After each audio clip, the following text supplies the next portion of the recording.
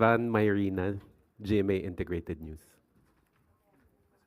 Yusek, bukod sa driver's error, isa sa mga sinisisi sa nangyaring aksidente sa NAIA na ikinamatay ng 2 tao ay ang hinihinalang substandard na bollard na dapat sana napigilan yung SUV at naprotektahan ng mga tao roon.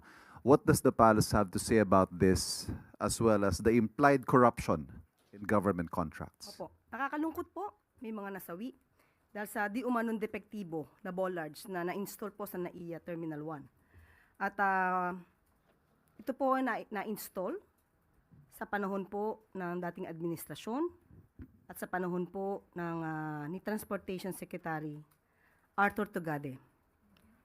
Ngayon po ay pinag-iimbestigahan. Ito po ay July 2019 nung na-install po ang mga ito.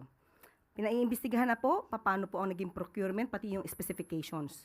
Yun po ay sa pag-uutos po ng Pangulo at ito po ay tutugunan kaagad-agad ni Secretary Vince Dizon. At pati po ang pag-inspect sa mga bollards at ang mabilisang pagpapalit po dito para sa safety po ng nakakarami.